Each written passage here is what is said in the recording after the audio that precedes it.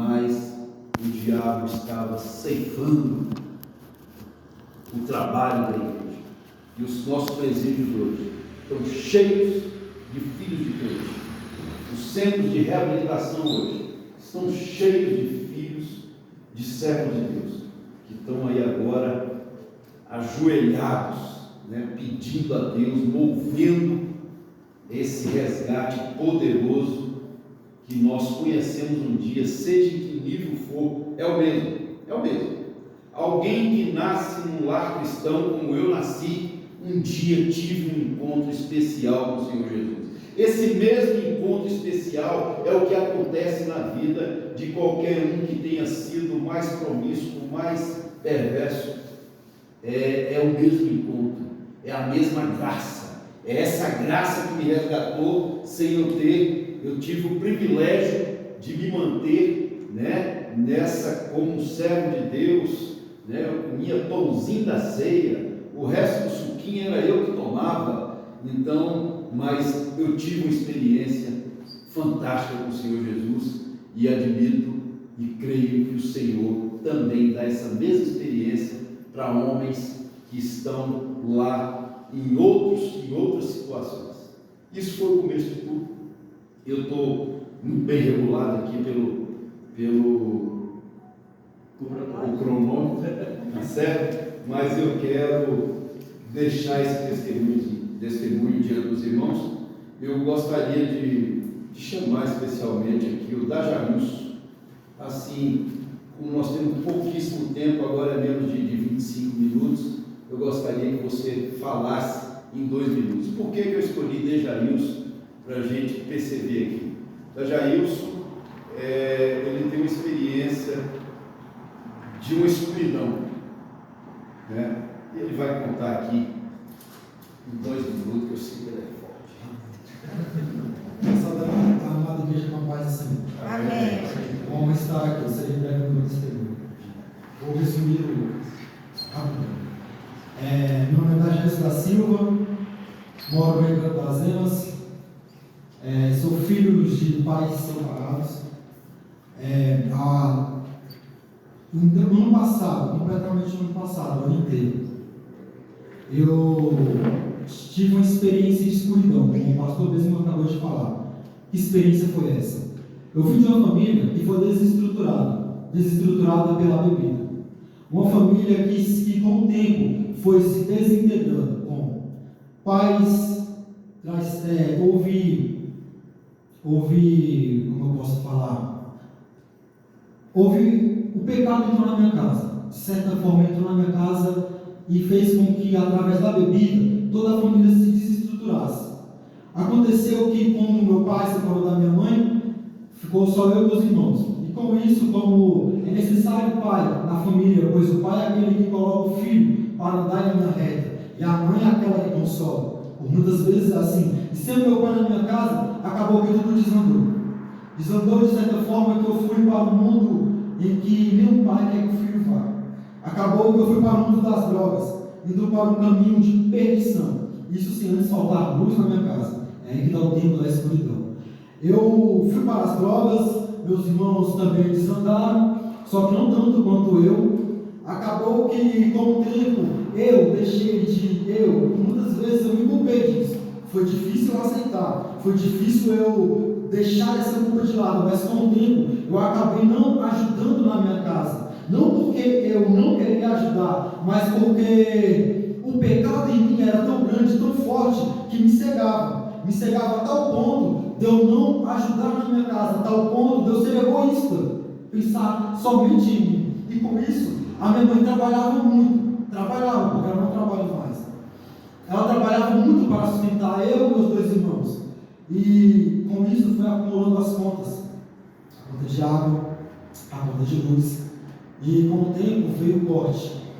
O corte da luz. E foi esse tempo que marcou a minha vida. Eu criei um canal no YouTube antes de vir para cá chamado The Dark House, a casa escura. Antes de eu vir para cá, eu passei um tempo na escuridão. Esse tempo na escuridão foi um tempo que eu costumo pensar que foi o tempo das ferramentas de Deus sendo forjadas na minha vida. É muito doido. Quando nós passamos por tempos que são forjados em umas ferramentas de Deus, é necessário sofrermos. Foi esse tempo de escuridão. Por quê? Aí minha mãe separou do meu pai, aconteceu que a luz acabou na minha casa, minha irmã saiu da minha casa, foi para Tocantins, meu irmão foi morar de aluguel, me levou a minha mãe e eu fiquei sozinho na minha casa, numa casa escura, sem energia, sem nada praticamente, nem celular eu tinha. Aconteceu que estava por 10, começava a anoitecer, eu me pegava às vezes sentado no meu sofá, 10 horas da noite, imagina, você sozinho, só você e seus pensamentos, mas ali era eu e os meus demônios. Ali foi onde a minha vida foi se desintegrando mais ainda, onde minha vida foi afundando mais ainda, onde eu acabei me encontrando ainda mais no fundo e na escuridão. Não somente a escuridão com luz, onde a gente pode ver a matéria, mas a escuridão do Espírito, pois eu estava na escuridão, faltando luz na minha casa, estava na escuridão, em mim havia trevas.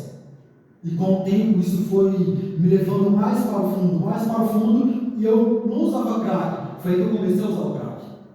Aí que a escuridão veio mais. Já tinha a escuridão na minha casa, e veio a escuridão dentro de mim, que acabou com o tempo, foi sugando a luz que havia dentro de mim. Mas há uma palavra de Deus que diz bem assim, que o fogo que está sobre o altar, ele arderá continuamente, por mais que o fogo esteja se apagando, ele não se apagará. Porque naquela escuridão, por muitas vezes que eu estive, eu clamava a Cristo, clamava a Jesus, mesmo com o corpo debilitado pelo pecado, mesmo na escuridão do meu próprio espírito, mesmo na escuridão da minha própria casa. Era ruim, irmão, era ruim demais, era uma coisa dolorosa, uma coisa que só quem passa sabe. Mas eu creio que falando, os irmãos podem imaginar. E é isso, eu passei por essa escuridão. Uma escuridão, mas agora, uma escuridão que me fez ser forjado com a ferramenta do sofrimento, com a ferramenta do desprezo, mas com tudo isso eu aprendi a amar novamente, a viver novamente, e indo para o céu, agradeço muito a Deus Todo-Poderoso, Cristo Jesus, e agradeço ao prata por ter recebido, porque lá eu pude encontrar a minha luz, e constantemente estou encontrando. Eu estive na escuridão, mas Cristo foi a luz que brilhou sobre a minha vida. E hoje estou na escuridão, estou na luz, e minha casa, gente, para terminar, minha casa agora tem energia, minha família está bem, vai sair lá da casa, e tudo para a honra e glória do Deus Todo-Poderoso.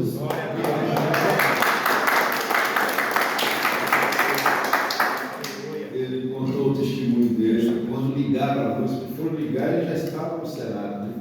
E ele me amanhece um dia lá, pastor, me abraçando, e falou, ligar a minha luz, né? Parece uma coisa tão incomum, mas para ele é como se tivesse ligado a luz de tudo, dele, da casa, do pai, da mãe. Maravilha. Irmãos, eu preciso pregar, mesmo sendo um cara que só sabe testemunhar. Mas eu quero convidar os irmãos para abrir a sua Bíblia em Marcos.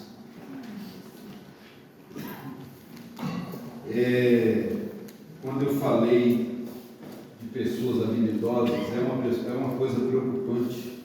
Eu acho que a igreja precisa se preocupar, porque nós formamos aqui pessoas, ensinamos música, né? Saem incríveis, né? Cantando, tocando, e de repente vão para esse mundão de meu Deus, e é como se a gente estivesse produzindo instrumentos para serem usados em outra, não na nossa sequência. Eu quero aqui valorizar aqueles que não saíram dessa trilha maravilhosa que é estar na igreja, que é dar sequência nesse conhecimento. Não precisa de experimentar nada lá fora, o mundo é cruel demais, não precisa, essa experiência não pode te empolgar e criar nenhuma adrenalina para isso, porque é muito prejuízo, é muito negativo uma experiência dessa, né? Todos nós lá estamos conscientes disso, que é uma experiência negativa. Eu gostaria de chamar vocês a ler o texto que está aqui em Marcos 11,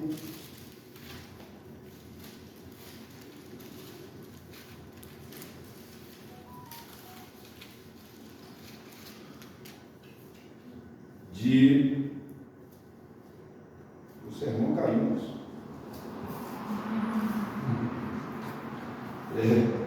Marcos 8, de 27 a 30.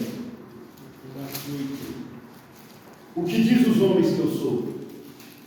Jesus faz essa pergunta. E o texto de Marcos 8, 27 a 30 diz assim: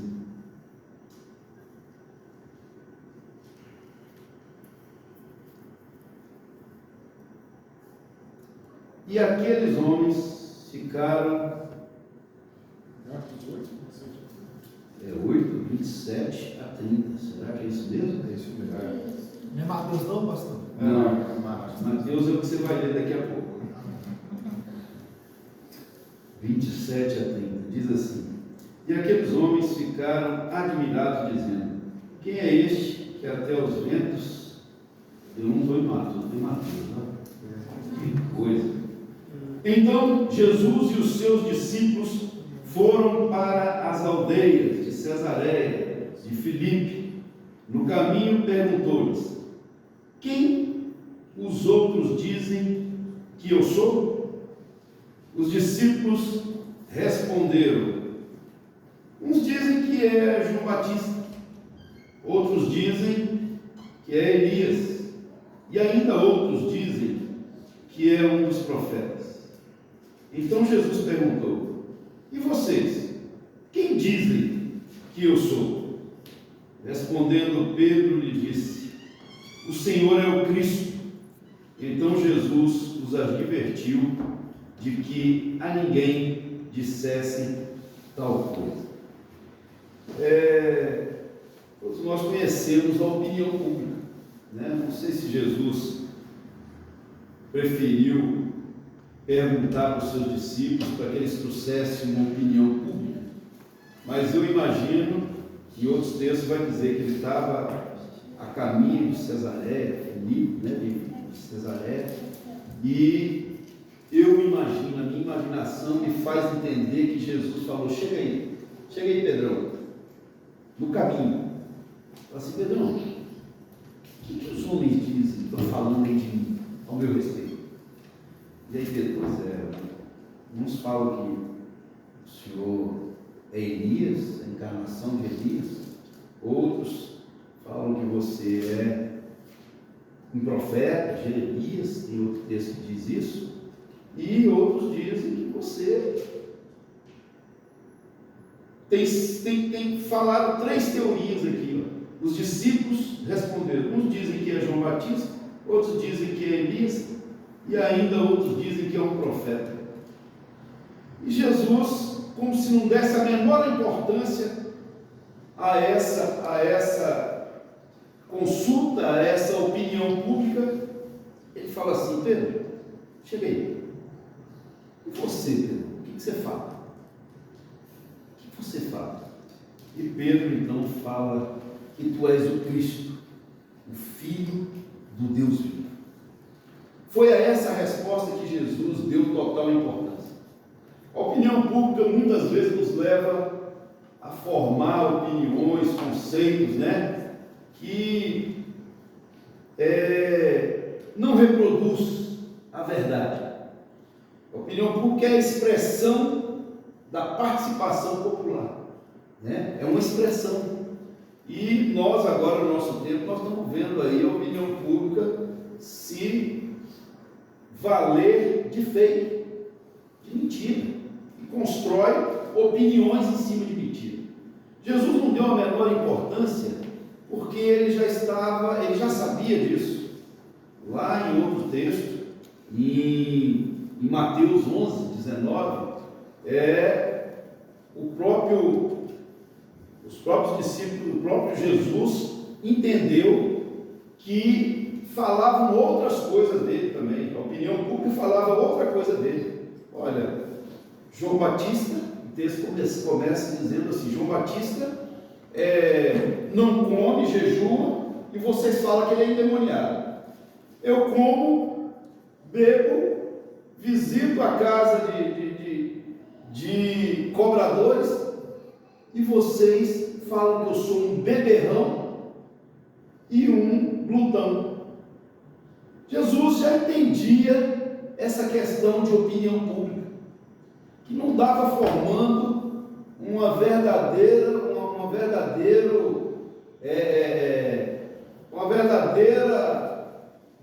informação sobre ele próprio.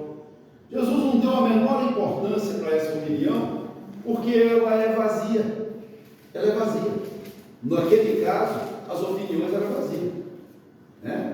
Naquela opinião lá que ele coletou, ele entendeu: olha, eu vou comer na casa de alguém e alguém me chama de glutão, eu bebo e me chamam de beberrão. Olha que exagero essa opinião. Parece muito com os tempos de hoje. Parece muito.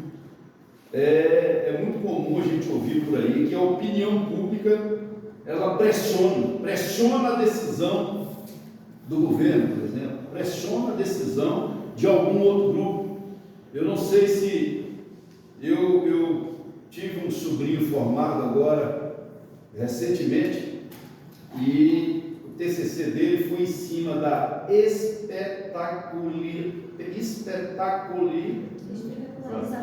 espetacularização do crime, do fato, e isso atribuindo à mídia como sendo uma alta influência na decisão. Não é comum ter tanta rapidez nos nossos tribunais, mas quando a mídia entra, quando a opinião pública entra, quando pressiona, que parece que salta de 60 dias, quer dizer, repite, 60 dias de prazo para qualquer um processo, essa coisa consegue tramitar em 15 dias. Tem que ter resposta. A opinião pública às vezes tem alta influência, e em especial, esse trabalho foi pautado em cima daquele crime daquela menina que matou pai e mãe, isso. Como é que é o sobrenome? Stoffel. Eu acompanhei na minha época aqui aquela comissão dos anãos, onde eu cuidei do José Carlos Alves, que era o tesoureiro do Collor. E a mídia naquela época explorou muito isso, acelerou muito. Esse cara perdeu a aposentadoria, tudo por conta de uma pressão, de uma opinião, E isso me deixa assim: por que Jesus banalizou essa opinião? Por que Jesus não deu importância? E Jesus deixou esta opinião em segundo plano, ou então não deu a menor atenção. Ele já tinha notícias de outras opiniões como essa, que o classificava como beberrão e glutão. E essa crueldade de opinião, ela parece que atravessa séculos, Atravessa séculos. Muito recentemente, nós estávamos vendo aí um filme denegrindo a imagem de Jesus, difamando, agora no nosso século, Agora, muito recentemente, nós vimos aí temas e enredos de carnavais, difamando, blasfemando, agora, no nosso tempo, com uma opinião falsa, com uma opinião do nosso Jesus, com uma opinião que não condiz com a verdade. Há quem diga que tem um grupo aí que diz que uma das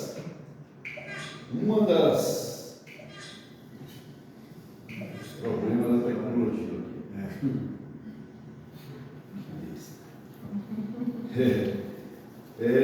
um grupo diz que essa relação de amizade o princípio, é o primeiro fato homossexual apresentado na Bíblia. Olha, isso é coisa, tese e opiniões muito recentes. Muito recentes. Grupos que se levantam para falar isso.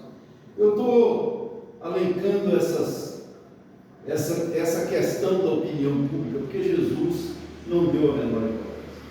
Eu gostaria que vocês entendessem que Jesus deu importância à segunda opinião. Eu ainda tenho aqui em memória uma das palavras do Pedro Roberto, onde ele me mostrava um quadro com um ciclo grande assim, e tinha mais um núcleo e tinha mais duas fases, onde se dizia que essa órbita maior aqui é uma órbita talvez de pessoas muito simpáticas ao Evangelho, de pessoas que acham até bonitinho os crentes cantarem hinos e serem religiosos e serem bondosos, né? E ele falava também de um segundo grupo que estava mais próximo, talvez classificado como os religiosos, mas também não é o núcleo, E ele falou também do núcleo. E eu acho que Jesus, na sua segunda pergunta, ele está trazendo a gente para esse núcleo, para a verdade. E Jesus pergunta para Pedro, porque Pedro não tem essa opinião tão banal, essa opinião tão incoerente, né? Quando você pegar uma opinião e, por exemplo, eu falo bonitinho em alguns momentos, mas lá em casa é Dona Isa que me conhece, é Dona Isa, não tem como esconder Dona Isa. Dona Isa fala para mim claramente. Eu tenho lá 43 homens que às vezes a gente grita, a gente chama atenção, corrige, adverte, mas lá na Dona Isa não, ela sabe quem eu sou. E Jesus parece que buscou essa opinião, ele procurou essa opinião. Falou, não, beleza, Pedro, tudo bem, eles estão falando isso aí, que eu sou profeta, tem toda essa, que bom, né? Outros estão falando que eu sou beberrão e comelão, mas Pedro, e você? O que você diz que eu sou, Pedro? E aí Pedro, revestido pelo Espírito de Deus, que em outro texto nós vamos ver que Jesus considera isso. Pedro, não foi nem a carne nem o sangue que te revelou, mas foi o meu Espírito. Você não respondeu de você mesmo. E isso fica muito claro, que Pedro não estava nessa órbita distante. Pedro não estava somente na órbita ali religiosa. Pedro estava muito próximo do mundo, muito próximo da verdade. Por isso que ele respondeu daquela forma. Bom, algumas pessoas se alimentam dessa opinião pública, dessa opinião que às vezes é pautada em cima de alguma inverdade. Algumas pessoas necessitam disso, aliás, se formam com isso. Eu tive uma experiência na Ceasa, numa empresa, onde eu trabalhava com condimentos, e a partir daquele momento, eu parei de desprezar o poder, o potencial que a mídia tem em divulgar qualquer coisa. Eu trabalhava com tempero, e era incrível. Vocês lembram da época da linhaça? Ei, eu tinha um comércio, quando a dona Ana Maria Braga, ela falava de linhaça, eu trabalhava até 10, 11 horas da noite, empacotando linhaça. No outro dia, era fila para comprar linhaça. Você sabe o que é isso, Deus?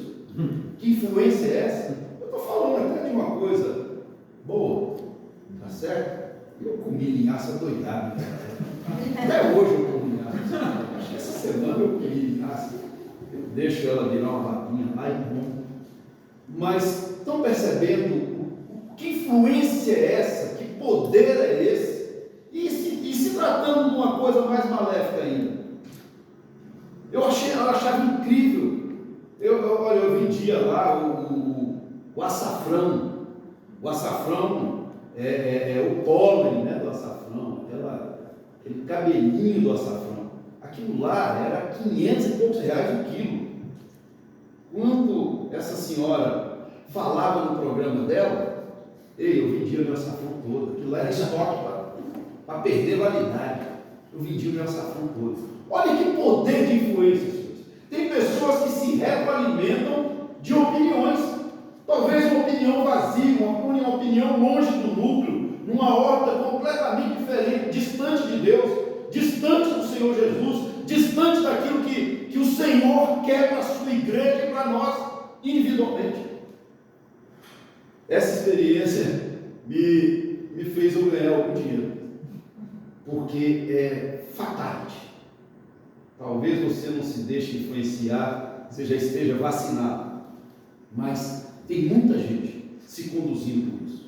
Tem muita gente contratando pessoas de opiniões, né, para se refazer, para montar a sua vida com status que estão pregando por aí, né? E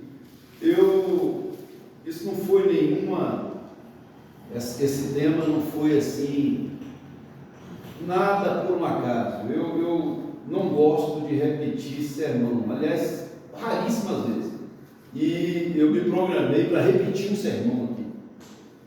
E essa semana eu fui fazer um aconselhamento, na verdade é um aconselhamento bíblico, e lá a gente trabalha com uma evolução individual. Eu chamo de Jair Suárez e nós fazemos uma evolução, perguntando como é que está e tudo mais, depois eu escrevo isso. E numa evolução dessa semana, exatamente na quinta-feira, de um rapaz, Arthur, um rapaz de classe média, e ele é formado, dono de uma empresa, de um buffet, está encostado agora com a mãe, e eu fui fazer o histórico de drogadição dele, e até ele se assustou. Tem 30 anos do processo de drogadição. É aquele dia que o cara conheceu a maconhinha e depois foi diminuindo a tolerância até chegar na tolerância de dependência química, que é usar todo dia, de manhã, de tarde, de noite. E ele ficou assustado com essa história, e aí eu falei para ele, puxei exatamente esse texto, né? O que diz os homens que eu sou? O que diz as pessoas do que eu sou? Quem é você perante uma opinião? Eu tenho pessoas que são julgadas pelo passado até hoje. Fulano de tal, aquele, assim, solta chacotas e tudo mais, pelo passado. São avaliados por rótulos já de muito tempo. Eu tinha 17 anos, trabalhava na Embrapa, encontrei esse homem na Embrapa. Trabalhava na Embrapa e fui cuidar de um fundo fixo, um fundo de departamento lá, e eu usei aquele dinheiro para pagar uma conta de luz de casa. Olha só, sei quantos anos, uns 20 anos atrás, quem trabalhava comigo era a irmã da Gleide, irmã do Ática Vinícius. 20 anos depois, ela me viu e tocou no assunto de novo, e me rotulou, falou: você é aquele safado, né? Eu falei: meu Deus, já passou tanta água debaixo dessa ponte, eu já casei, já tenho filho, já tenho... E é incrível como é que as pessoas dão muita importância para o que os homens dizem. O que diz os homens que eu sou? Talvez esteja defasada a notícia, né? Talvez esteja retroalimentando agora, ultrapassou séculos. Estou falando do nosso Senhor Jesus de forma de blasfêmia, né? Ultrapassou séculos. Estão aqui ressaltando em enredo carnavalesco aí temas de difamação do Senhor Jesus. Como dá importância para umas notícias tão negativas como essa, e em verdade, em se tratando do Senhor Jesus. E eu vou partir aqui para a conclusão. O mundo e sistema parece tramitar nessa órbita que eu falei aí, essa órbita maior, que não tem vínculo nenhum com o núcleo que é a verdade. Jesus sempre nos chama para o centro, para o núcleo, para a verdade. Pedrão, os homens falam isso mesmo, Pedrão? Fala isso. Eles me chamam de beberrão, você me chama mesmo.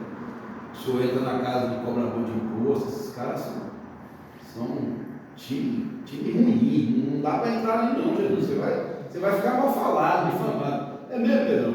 Pedrão, por favor, Pedrão. E você, Pedrão? O que você fala? Tu és o Cristo.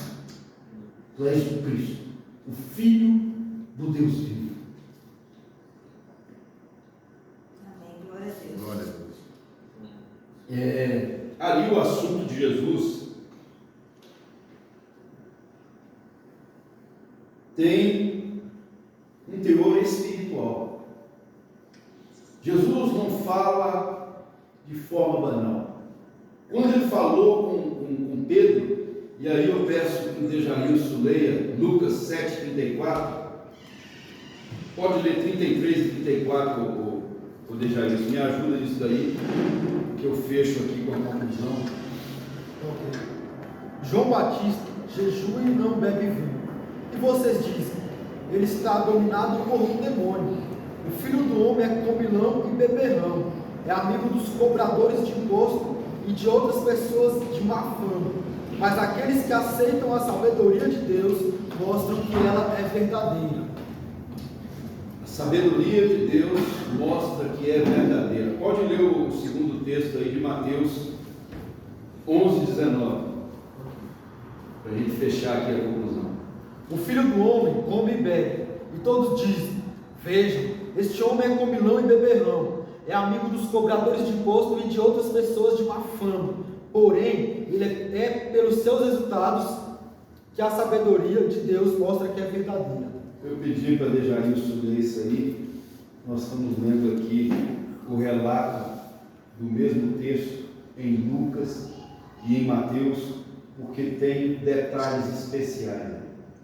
O texto encerra falando, lê-se a última frase que você leu aí agora, Dejailson. 19, né? Porém, pelos seus resultados que a sabedoria de Deus mostra que é verdadeira. Olha só, Jesus colocou Pedro muito próximo do núcleo, do que nós chamamos de verdade, da própria verdade. E o detalhe de tudo isso, de todos os textos que nós lemos aqui, está nessa peculiaridade de Lucas e de Mateus. Lucas diz assim: mas a sabedoria é justificada por todos os seus filhos. E outra tradução diz assim: mas aqueles que aceitam a verdade de Deus. E Mateus diz assim: mas a sabedoria é justificada por suas obras. E outra tradução diz assim: porém é pelos seus resultados que a sabedoria de Deus mostra que é verdadeira. Igreja do Senhor Jesus, as opiniões tão distantes do núcleo não têm a menor importância para Deus. E o texto encerra dizendo assim: olha, os resultados. Quem são os resultados? É a igreja do Senhor. Sou eu, é você.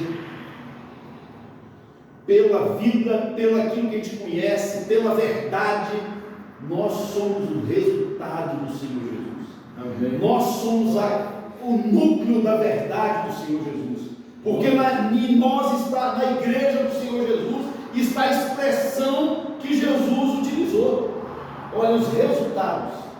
Eu não estou falando de resultado de pessoas que foram depravadas e agora são crentes, não. Eu estou falando da igreja do Senhor Jesus, a que tem a missão de entregar, de proclamar o Evangelho, como o nosso irmão aqui falou. Vocês estão no exterior, estão em tantos outros lugares, tem que ser aqui a partir do vizinho. Nós temos que achar Dejailson que esteja na escuridão. Nós temos que encontrar um anjo, um estrangeiro passando pelo drama aqui do nosso judiciário. Encerra-se o processo e depois ele tem que aguardar agora um desembaraço do executivo.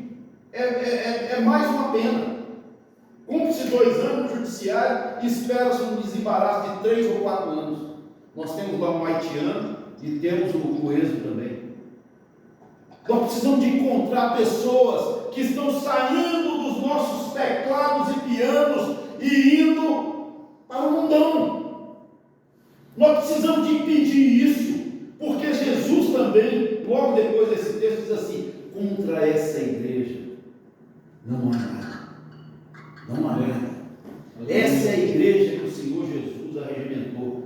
Seja você de terno, seja você descalço, é a igreja do Senhor Jesus.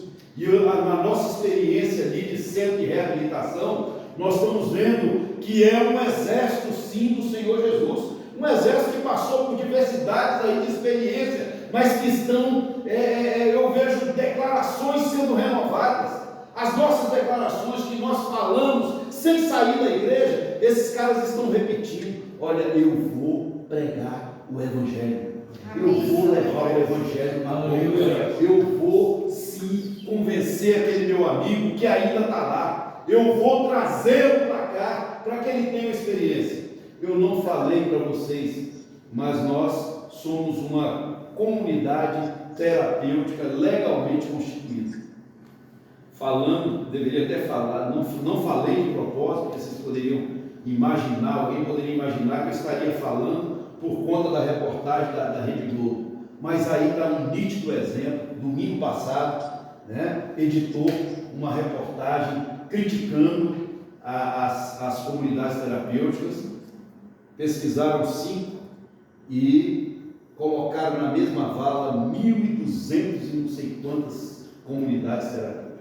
O SERAP é uma comunidade terapêutica legalmente constituída, é CTLC. Nós temos alvará de funcionamento, alvará sanitário, certificação do Ministério da Justiça, certificação da SINATRED, Secretaria Nacional de Drogas, certificação do CONEM, Conselho Nacional de Entorpecentes de Brasília.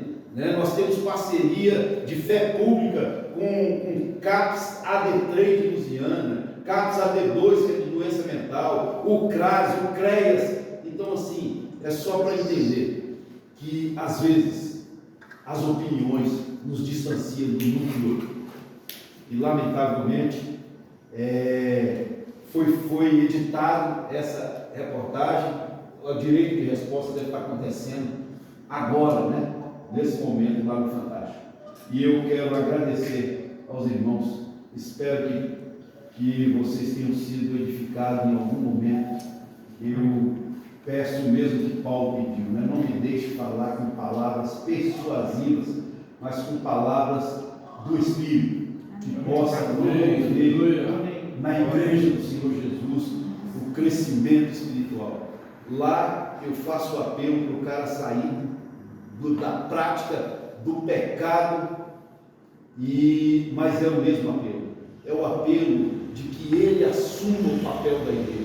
E aqui também eu reitero isso para a igreja que se reúne aqui na casa de oração do meu amigo Ciro, Denise, Castro, de todos os nossos irmãos aqui.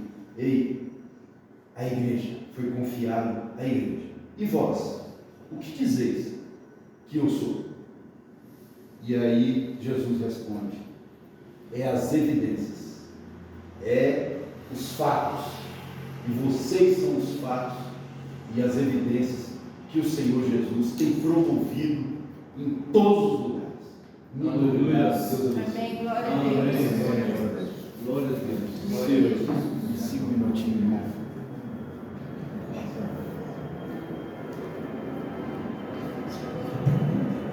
Orlando, tem uma parte desse texto que tem tudo a ver com o que você falou, e ele já falou aqui também. Isso fala uma coisa muito importante para Pedro. É o seguinte: ela não foi carne e sangue, porque todo judeu que nascia naquele século de Jesus, ele tinha expectativa muito definida sobre quem seria o Messias. Estavam sob o jugo romano,